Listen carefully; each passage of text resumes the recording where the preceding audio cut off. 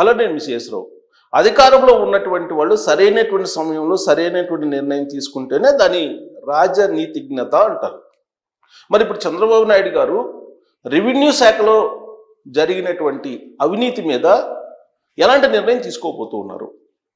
Already special chief సెక్రటరీగా ఉన్నటువంటి సిసోడియా గారి ఆధ్వర్యంలో మొత్తం ఆంధ్రప్రదేశ్లో గత ప్రభుత్వం సమయంలో ఎంత భూముల్ని ఆక్యుపై చేశారు, ఎంత భూముల్ని అక్రమంగా రిజిస్ట్రేషన్ చేశారు, దీని మీద ఒక ఎంక్వైరీ చేశారు. ఎంక్వైరీ చేసి ఆ కమిటీ ఇచ్చినటువంటి సిఫారసులు ఏమున్నాయంటే, ప్రజాప్రతినిధుల మీద వాళ్ళు కేసులు పెట్టాలి, వాళ్ళకి సహకరించినటువంటి అధికారుల మీద క్రిమినల్ కేసులు పెట్టాలి అని చెప్పి సిఫారసు చేశారు. ఆ సిఫారసులను పరిగణలోకి తీసుకుంటే కనుక చంద్రబాబు నాయుడు గారు ఒక సంచలనమైనటువంటి నిర్ణయం తీసుకున్నటువంటి రాజనీతిజ్ఞునిగా చరిత్రలో మిగిలిపోతారు. గతంలో ఎన్టీఆర్ గారు బడ్జెట్ లీక్ అయిందని చెప్పి 30 మంది మంత్రులను ఒకేసారి తొలగించారు. అది ఒక చరిత్ర. ఇప్పుడు చంద్రబాబు నాయుడు గారు గత ప్రభుత్వంలో జరిగినటువంటి భూముల అక్రమాల మీద ఆధారాలతో సహా కమిటీ నివేదిక సమర్పించింది. చంద్రబాబు నాయుడు గారు తీసుకున్న నిర్ణయం మీద ఈ క్రిమినల్ చర్యలు అధికారుల మీద పెట్టాలా, ప్రజాప్రతినిధుల మీద కేసులు పెట్టాలా అనేది ఆధారపడి ఉంది. మరి కమిటీ సిఫారసుల మేరకు చంద్రబాబు నాయుడు గారు కనుక గ్రీన్ సిగ్నల్ ఇస్తే 6 మాజీ మంత్రులు, అనేక మంది ప్రజాప్రతినిధులు, వైఎస్ఆర్ కాంగ్రెస్ పార్టీ నేతలు, అధికారులు, ప్రత్యేకించి రెవెన్యూ సంబంధించి కొంతమంది ఉన్నతాధికారులు, ఐఏఎస్లు, వీళ్ళు క్రిమినల్ కేసులను ఎదుర్కోవాల్సి వస్తుంది. మరి ఆ సాహసం చంద్రబాబు నాయుడు గారు చేస్తారా? చెయ్యాలి. ఒకవేళ చెయ్యకపోతే ఈ అవినీతికి అంతే ఉండదు. అలాగే భూములకు సంబంధించిన అక్రమాలకి అడ్డు ఉండనే ఉండదు. ఇప్పుడు చంద్రబాబు నాయుడు గారు రాజనీతితో తీసుకోవాల్సినటువంటి నిర్ణయం ఆయన మీద ఉంది. ఆయన ఎలాంటి నిర్ణయం తీసుకుంటారనే దాని మీద కొన్ని వందల మంది అధికారులు, ప్రజాప్రతినిధుల యొక్క భవిష్యత్ ఆధారపడి ఉంది.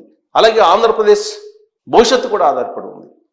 ఆంధ్రప్రదేశ్ అవినీతి రహిత ఆంధ్రప్రదేశ్గా అవినీతి రహిత పాలన అందించాలి, రాబోయేటువంటి రోజుల్లో ఆంధ్రప్రదేశ్ అందుకుంటుంది అనే దానికి ఆయన తీసుకున్నటువంటి నిర్ణయం ఇప్పుడు ఆధారపడి ఉంది. ఎందుకు ఇంత సీరియస్గా నేను చెప్తున్నానంటే, చంద్రబాబు నాయుడు గారు ఎప్పుడు కూడా కొంత అధికారుల పట్ల మెతక వైఖరితో వ్యవహరిస్తారు అనేటువంటి అభిప్రాయం ఆయన మీద ఉంది. ఆయన అధికారుల పట్ల ఎంతమంది మెతక వైఖరితో వ్యవహరిస్తారో అంత వ్యతిరేకంగా ఆయనకు పనిచేస్తూ ఉంటారు చాలామంది అధికారులు, అందరు కాకపోయినా. సో అధికారులు పక్కాగా ఆధారాలతో సహా అక్రమాలు చేస్తూ దొరికిపోయారు కొంతమంది. వాళ్ళ మీద చర్యలు తీసుకోమని చెప్పి సిసోడియా కమిటీ సిఫారసులు చేస్తూ ఉంది.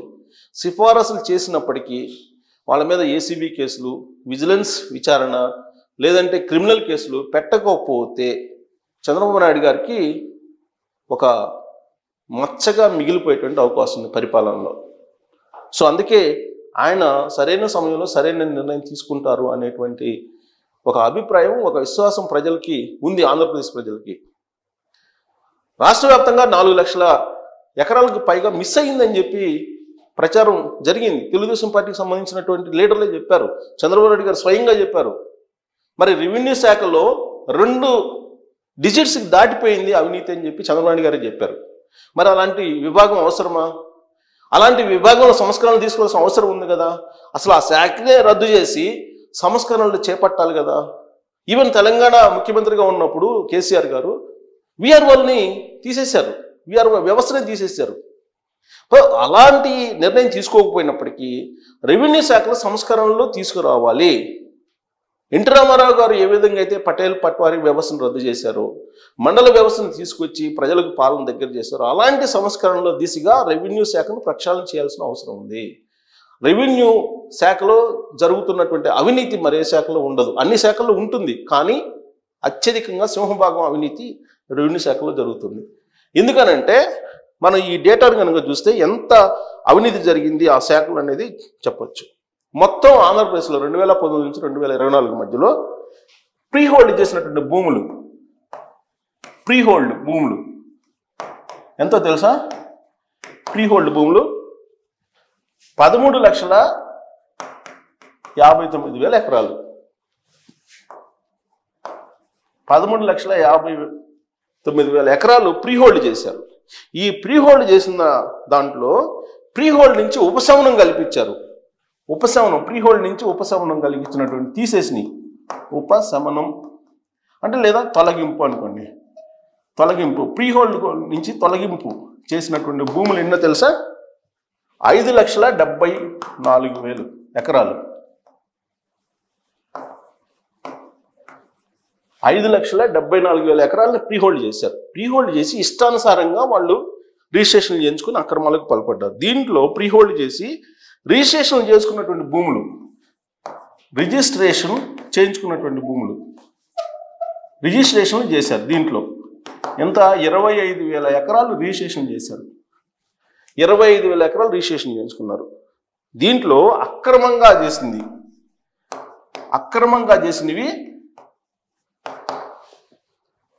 8,483 ఎకరాలు అక్రమంగా రిజిస్ట్రేషన్ చేయించుకున్నాయి. సో ఇక దీంట్లో ఈ పాపంలో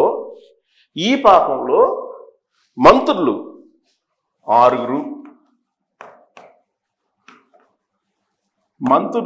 6, ఇక ప్రజాప్రతినిధులు అంటే వాళ్ళు ఎమ్మెల్యేలు కావచ్చు, ఎమ్మెల్సీలు కావచ్చు, లేదంటే ఇంకా లోకల్ లీడర్స్ కావచ్చు, ఎవరైతే ప్రజాప్రతినిధులు వచ్చేసి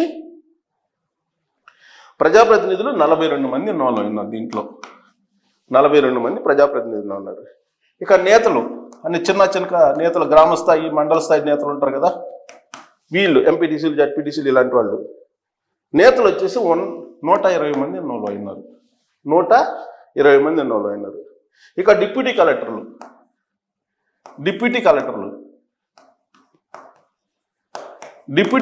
వచ్చేసి వీళ్ళు ఎంతమంది?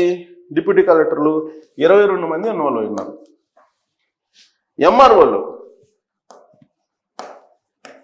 48 మంది ఇన్వాల్వ్ అయినారు. సో వీళ్ళ మీద చర్యలు తీసుకుంటారా లేదనేది చంద్రబాబు నాయుడు గారి మీద ఆధారపడి ఉంది. మంత్రులు 6 మాజీ మంత్రులు అనమాట, గత ప్రభుత్వం తాలూకు మంత్రులు. ప్రజాప్రతినిధులు అంటే ఎమ్మెల్యేలు కానీ ఎమ్మెల్సీకి 42 మంది ఉన్నారు. నేతలు 120 మంది, నేతలు అంటే జడ్పీటీసీలు, ఎంపీటీసీలు ఇలాంటి వాళ్ళు అనమాట. డిప్యూటీ కలెక్టర్లు 22 మంది, ఎంఆర్ఓలు 48 మంది. వీళ్ళు కాకుండా ఈ మొత్తం సహకరించినటువంటి వాళ్ళు కొంతమంది కలెక్టర్లు ఉన్నారు, అలాగే కొంతమంది ఆర్డీఓలు కూడా ఉన్నారు. మరి ఇన్ని లక్షల ఎకరాలు ప్రీ హోల్డ్ చేశారు. 13,59,000 ఎకరాలు ప్రీ హోల్డ్ చేశారంటే ఎంత సాహసం అనుకోవాలి, ఎంత దోపిడీకి తెరలేపారు. ఇదేదో గాలి లెక్కలు కాదు, ఇది కమిటీ ఇచ్చింది. సీనియర్ ఐఏఎస్ కమిటీ ఇచ్చినటువంటి రిపోర్టు. దీని ప్రకారం వాళ్ళు ఎంక్వైరీ చేసి ఫైనల్ చేసి సిఫారసులు చేశారు. ప్రస్తుతం జిఏడి దగ్గర ఉంది ఆ రిపోర్టు. జిఏడి దగ్గర ఉన్నటువంటి రిపోర్ట్ మీద చంద్రబాబు నాయుడు గారు నిర్ణయం తీసుకోవాలి, ఎంక్వైరీ చేయాలా వద్దని. ఇది యాక్చువల్గా ఇలా చేయటం అనేది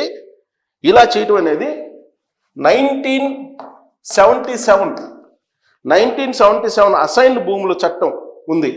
దీని ప్రకారం చట్ట విరుద్ధం ఆ విధంగా చేయటం అనేది 1977 ప్రకారం. మరి చట్ట విరుద్ధంగా చేశారు కదా, వీళ్ళ మీద ఎలాంటి చర్యలు తీసుకోవచ్చు అనుకోవచ్చు.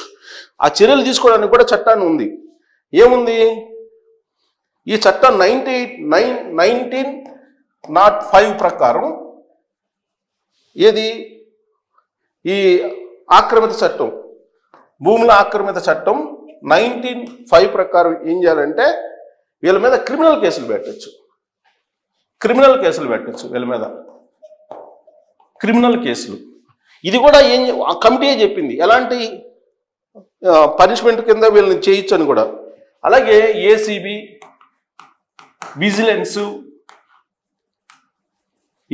విజిలెన్స్ వీటికి అప్పచెప్తే వాళ్ళు ఎంక్వైరీ చేస్తారని చెప్పింది కమిటీ. అంటే ఇప్పుడు దీని మీద నిర్ణయం తీసుకున్నటువంటి బాధ్యత చంద్రబాబు నాయుడు గారి మీద ఉంది. ఒకవేళ చంద్రబాబు నాయుడు గారు కనుక దీని మీద నిర్ణయం తీసుకోకుండా నాంచివేత ధోరణితో వ్యవహరిస్తే ఖచ్చితంగా రాబోయేటువంటి రోజుల్లో ప్రజలు ప్రశ్నించడానికి అవకాశం ఉంటుంది.